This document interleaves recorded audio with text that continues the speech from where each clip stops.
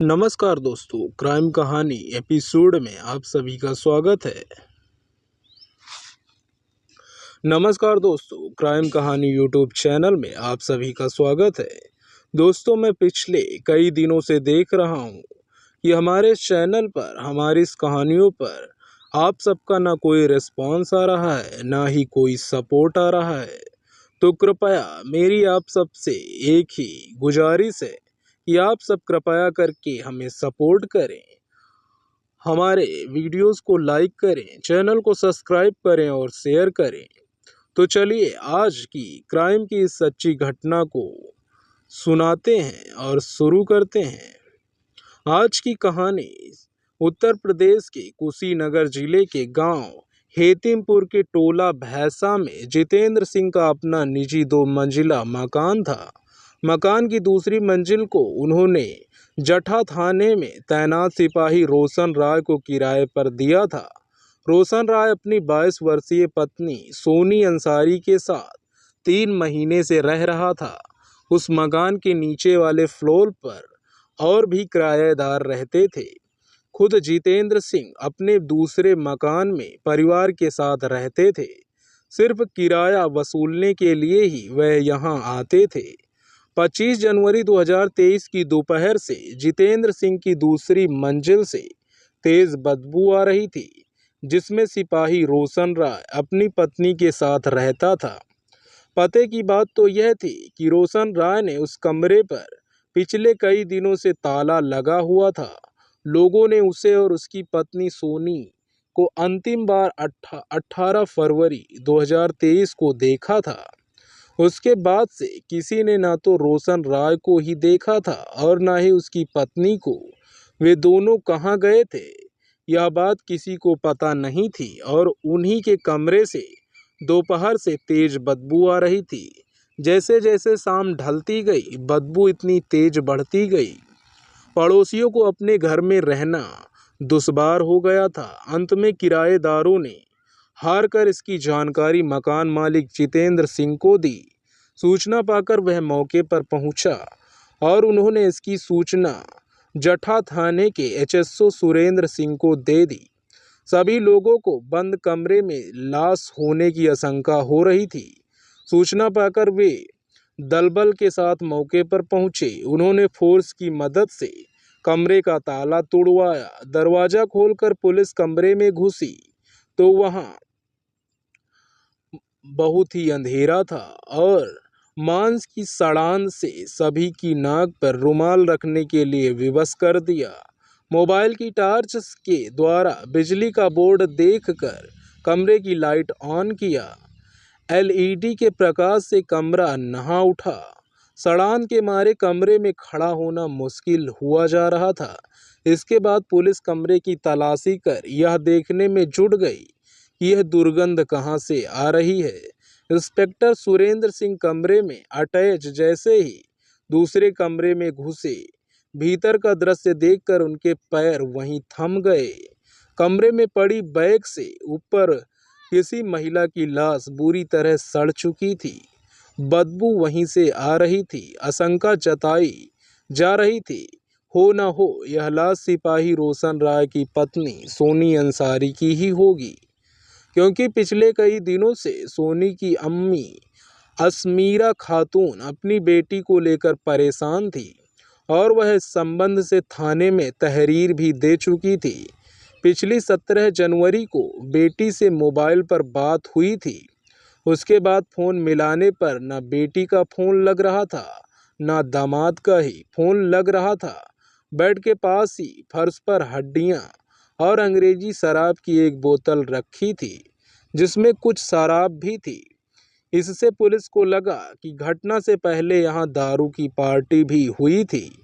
यह बात इंस्पेक्टर सुरेंद्र सिंह को तुरंत याद आई तो उन्होंने अपना शक दूर करने के लिए असमीरा खातून को बुलाने के लिए बाइक से 2 सिपाहियों को उनके घर भेज दिया। असमीरा खातून इसी कुशीनगर के ही नेबुआ नौरंगिया के मनसा छापर मंगरुआ की रहने वाली थी।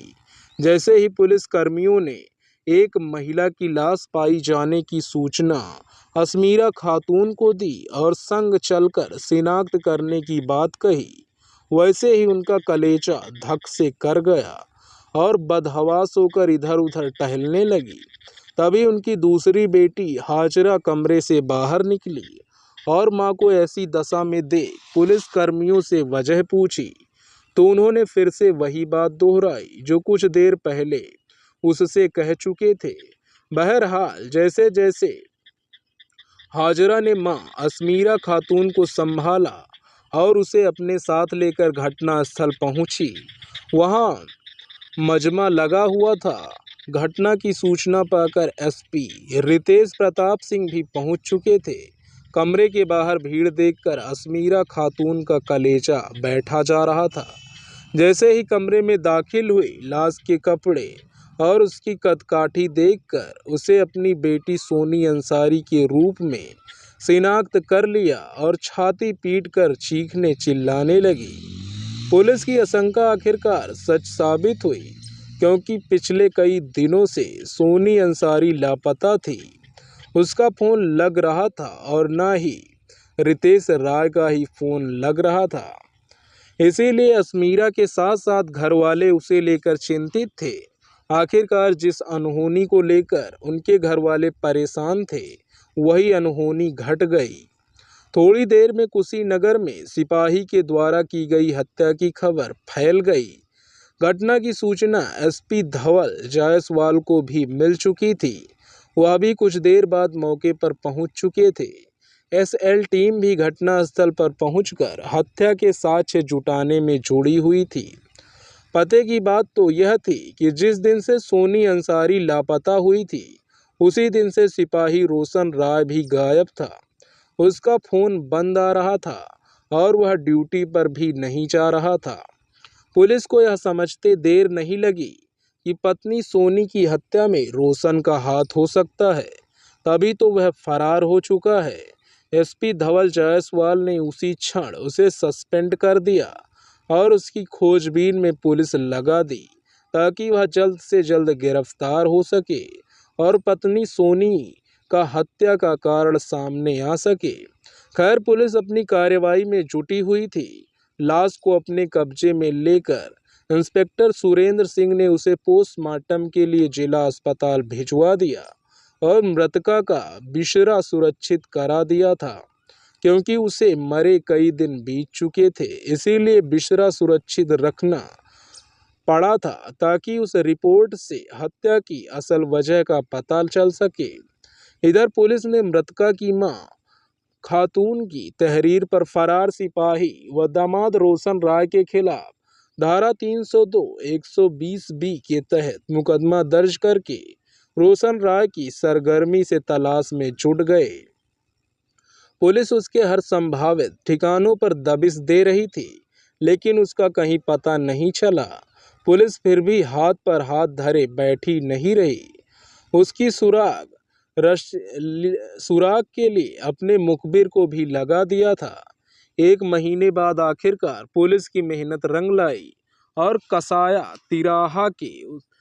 तिराहा से उसे उस समय दबोच लिया गया जब वह कहीं भागने के फिराक में बस के आने के इंतजार में खड़ा था। पुलिस उसे गिरफ्तार करके थाने ले आई और उससे पूछताछ करनी शुरू कर दी। रोशन राय कानून का ही एक मझा हुआ नुमाइंदा था, कानून के दांव पे जानता था। इतनी आसानी से पुलिस के सामने टूटने वाला नहीं था। यह बात इंस्पेक्टर सुरेंद्र सिंह भी जानते थे कि रोशन कितना बड़ा घाघ और मक्कार किस्म का इंसान है। आसानी से वह टूटने वाला नहीं था। पुलिस ने जब उसके साथ सख्ती की, तब जाकर वह घुटने टेकने को मजबूर हुआ और कबूल करते हुए पत्नी सोनी की हत्या किए जाने की बात स्वीकार कर ली। फिर उसने हत्या की जो कहानी सुनाई, वह हैरत अंगेज निकली। 22 वर्षीय सोनी अंसारी मूल रूप से उत्तर प्रदेश के कुशीनगर जिले की नेबुआ नौरंगिया थाना क्षेत्र के मनसा छापर मंगरुआ गांव की रहने वाली थी। 3 बहनों और 1 भाई में वह सबसे बड़ी थी, बाकी सब उससे छोटे थे। पिता इब्राहिम खान ट्रक ड्राइवर थे वह माल सहित ट्रक लेकर जब बाहर जाते थे तो उन्हें घर लौटने में महीनों लग जाते थे। फिर पत्नी अस्मी खातून परिवार की देखभाल करती थी। अस्मीरा खातून के मजबूत कंधों पर बच्चों की परवरिश और उनकी देख रेख की जिम्मेदारी थी, सो वह अपनी जिम्मेदारी को बखूबी निभा भी रही थी। समीना के चारों बच्चों में सबसे बड़ी बेटी सोनी बेहद समझदार और सुंदर थी। मन से भी विचारों से भी सुंदर थी। लिखने पढ़ने में भी वह ठीक ठाक थी। उसके अब्बू इब्राहिम उसे लाड़ प्यार भी करते थे, क्योंकि सोनी उसके दिल के सबसे निकट थी। वह भी अपने अब्बू का बहुत ख्याल रखती थी। काम से जब भी थके हारे घर लौटते तो सोनी ही सबसे पहले गिलास में पानी लिए उनके सामने खड़ी होती थी। बेटी के हाथ से पानी पीकर सारी थकान पल भर में छूमंतर हो जाती थी।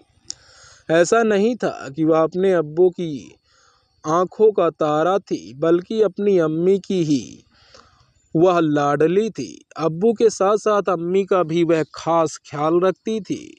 जब कभी वह एक दो दिनों के लिए किसी रिश्तेदार के यहाँ घूमने चली जाती थी तो उसकी अम्मी का दिल उदास था रहता था।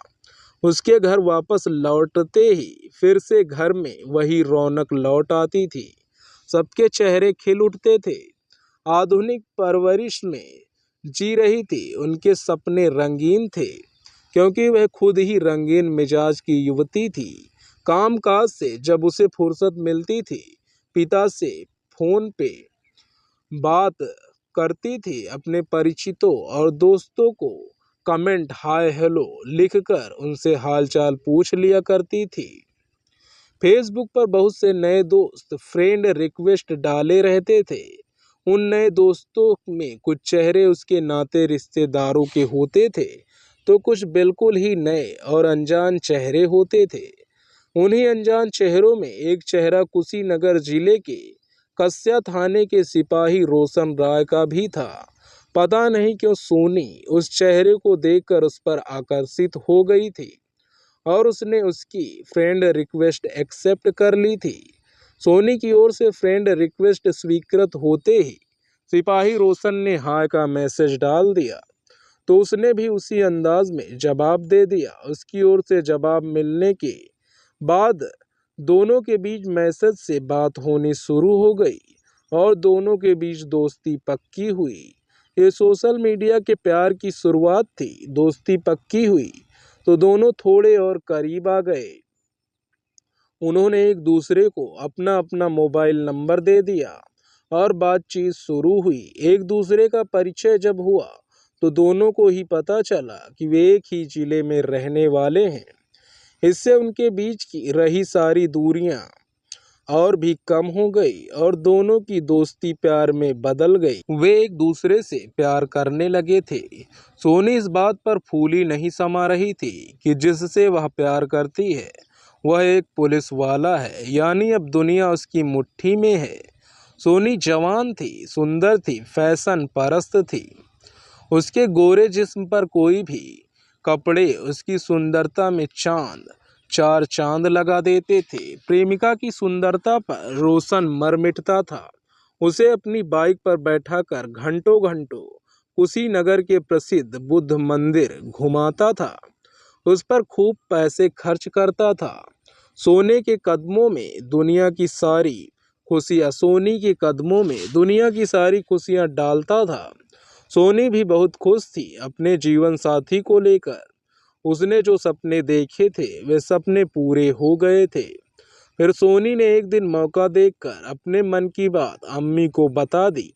बेटी के मुंह से प्यार वाली बात सुन वह हाय तौबा मचाने लगी।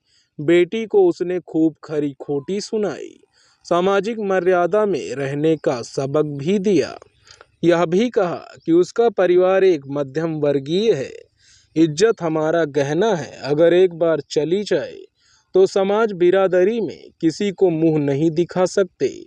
हम जीते जी मर जाएंगे।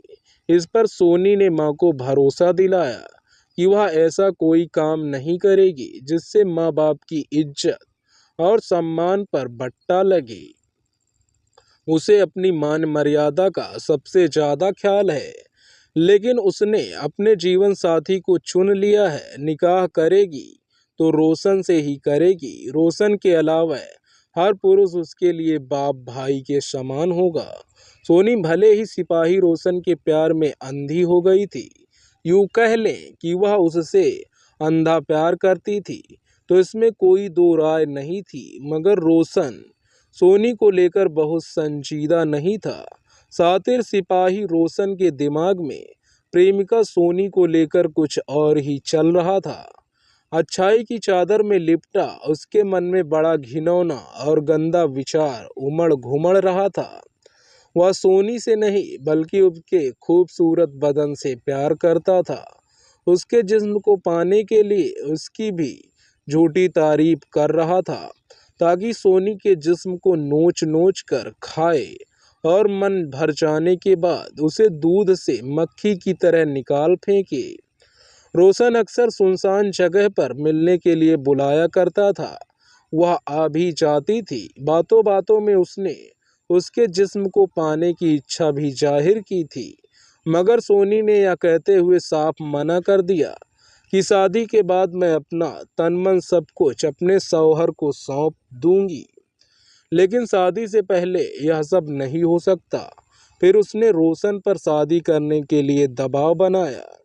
जिस जिस तरह गदरा जिस्म को पाने के लिए रोशन ने सोनी को अपने प्यार के जाल में फंसाया था, उसका वह मकसद पूरा नहीं हुआ तो वह सोनी से दूरियां बनाने लगा। धीरे धीरे वह उससे दूर भागने लगा था। जो प्रेमी पहले दिन भर में कई बार अपनी प्रेमिका को फोन कर बातें किया करता था, वही अब हफ्तों हफ्तों उससे बात नहीं करता था।